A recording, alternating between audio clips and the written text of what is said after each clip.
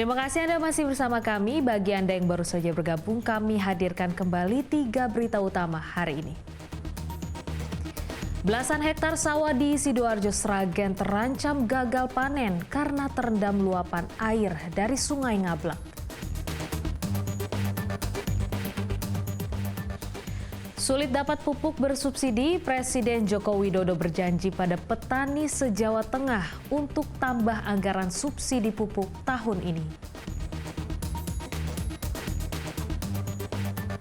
Seorang ayah di Mijen, Kota Semarang menghabisi nyawa anak sulungnya yang mengamuk karena mabuk saat perayaan Tahun Baru.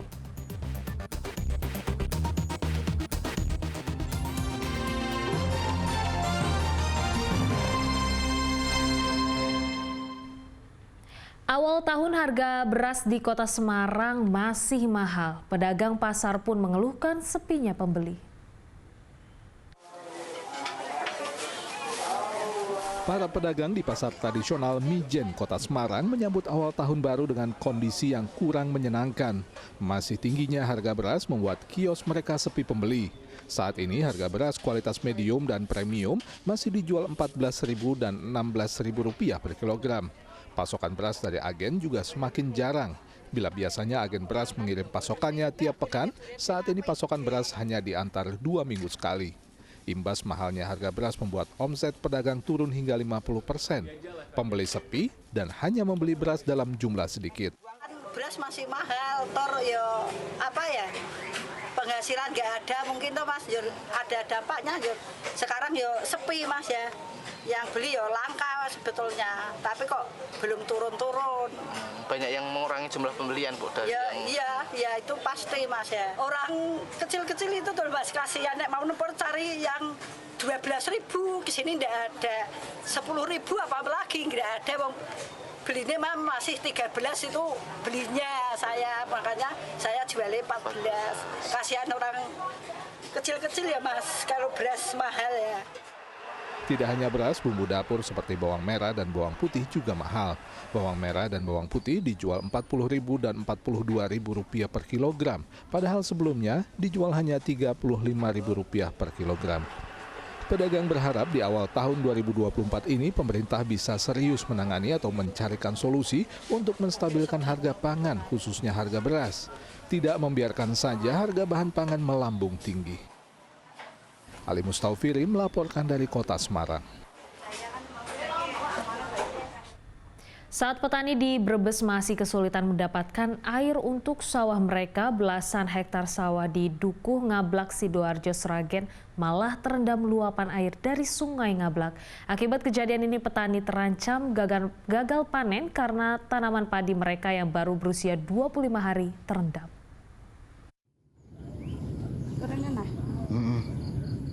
Curah hujan tinggi yang mengguyur wilayah Sragen mengakibatkan Sungai Ngablak meluap dan mengenangi jalan kampung dan sawah milik warga.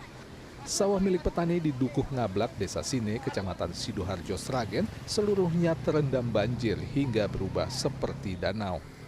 Para petani menyatakan jika banjir berlangsung cukup lama dan tanaman padi mereka yang baru berusia 25 hari membusuk, kerugian yang bakal ditanggung oleh petani bisa mencapai belasan juta rupiah setiap patoknya.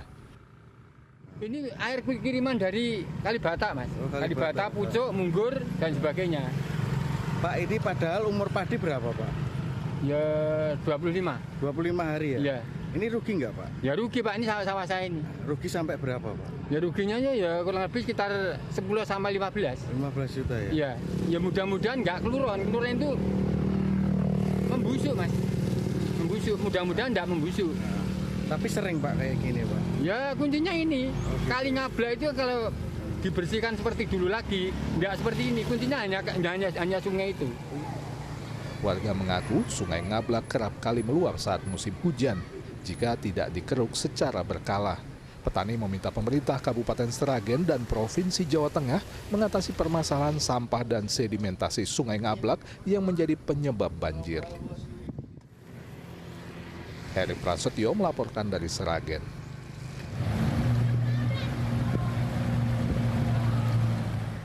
Bertemu dengan petani se-Jawa Tengah, Presiden Joko Widodo berjanji menambah anggaran subsidi pupuk tahun ini. Selama ini petani mengeluh sulit mendapatkan pupuk bersubsidi karena pemerintah terus mengurangi anggaran subsidi pupuk dalam APBN.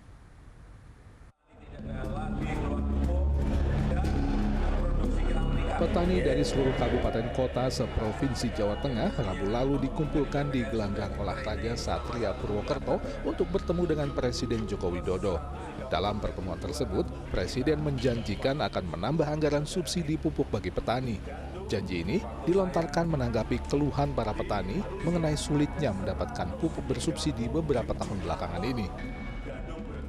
Di 2024 ini, saya sudah ngomong ke Menteri Keuangan agar subsidi pupuk ditambahkan senilai angka hitung-hitungan kita 14 triliun harus ditambah.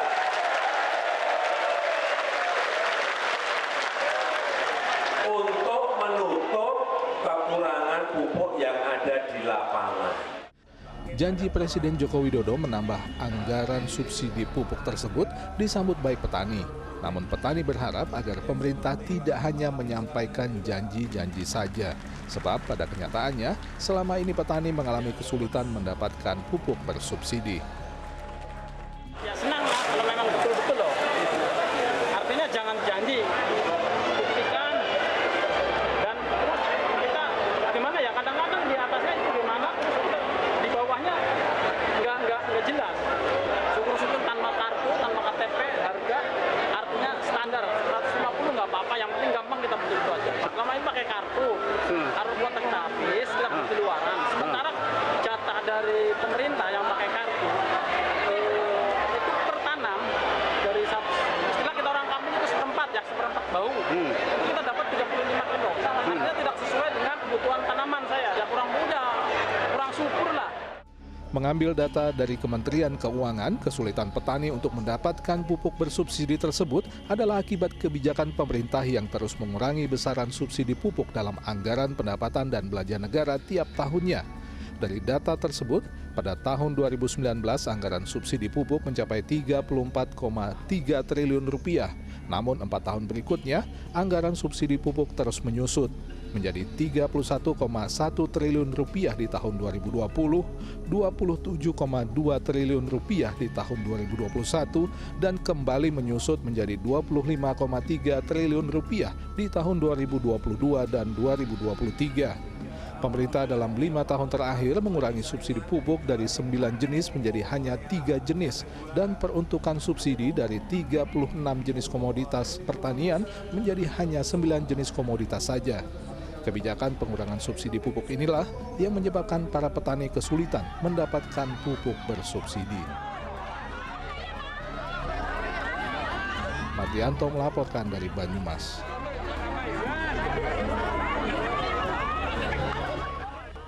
BUMN produsen pupuk menjual pupuk bersubsidi dengan potongan harga kepada petani di Banyumas. Di sisi lain, petani meminta pemerintah mengkaji ulang mekanisme pembelian pupuk bersubsidi menggunakan kartu tani yang dinilai menyulitkan.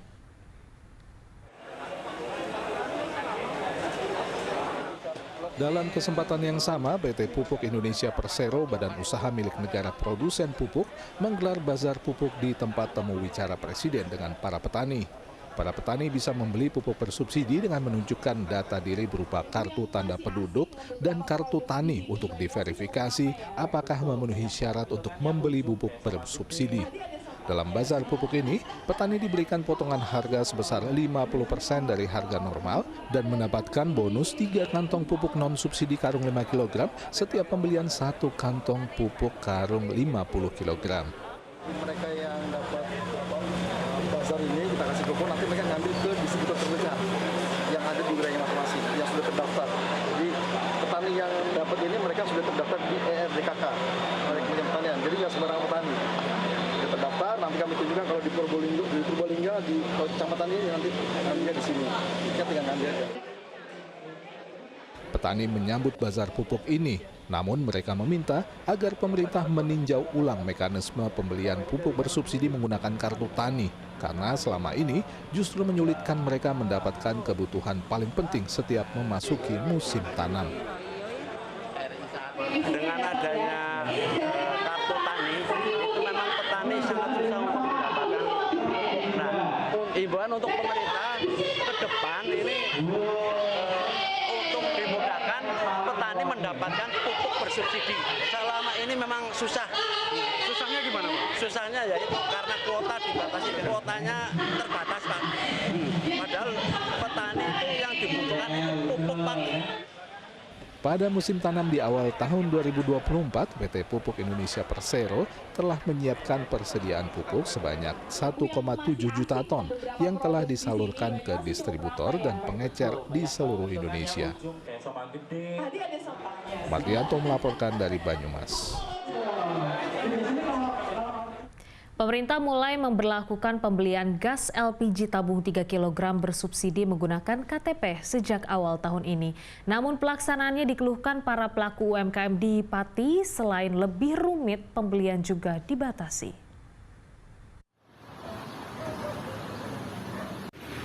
Pembelian gas melon alias gas LPG tabung 3 kg bersubsidi wajib menggunakan KTP mulai diterapkan sejak 1 Januari lalu. Namun kebijakan itu dikeluhkan para pelaku usaha mikro kecil menengah di Pati. Yuni yang menjual nasi dan lauk di warungnya menilai kebijakan pemerintah tersebut menyulitkannya untuk bisa mendapatkan gas melon saat dibutuhkan. Selain lebih rumit, jumlah pembelian juga dibatasi. Penjual nasi seperti dirinya dibatasi hanya boleh membeli 1 tabung gas melon per hari. Padahal kebutuhannya per hari lebih dari 1 tabung. Dan sekarang sudah kayak dulu, beli gas itu penuh aturan. Jadi ya susah. Ya agak susah, Mas. Karena kadang kita itu dikasih waktu, dikasih hari. Ibaratnya ambil hari Senin, Selasa, Rabu. Padahal jatah saya ya Senin, Selasa, Rabu, tapi nggak dikasih ke orang lain. Nanti kalau ambil saya tanggalnya beda, habis. Kan bingung kita. Ya harapannya ya dipermudah untuk beli gas 3 kilo, jangan dipersulit. Untuk mengatasi permasalahan itu, Dinas Perdagangan dan Perindustrian Pati mengaku telah mengusulkan penambahan kuota gas melon untuk UMKM, nelayan, dan petani. Nanti akan ada kuota masing-masing usaha mikro ini. Jadi mungkin tidak seperti yang lalu bisa membeli setiap saat atau mungkin membeli jumlahnya sesuai dengan kebutuhan usaha ini, tapi ada pembatasan nanti yang dilakukan oleh BPH Migas sendiri. Rinciannya, kuota tambahan untuk rumah tangga ada 34.921, UMKM 7.504, nelayan 235, dan petani 144. Nantinya hanya warga yang telah terdata yang bisa membeli gas melon, sedang warga lainnya harus membeli LPG non-subsidi. Arif Nur melaporkan dari Pati. Jembatan Kedung Waduk Karangmalang Sragen ambrol Selasa dini hari. Putusnya jembatan penghubung antar duku ini membuat seorang pengendara motor sempat terperosok dan hanyut sekitar 1 km. Beruntung korban selamat dan sepeda motornya dapat ditemukan.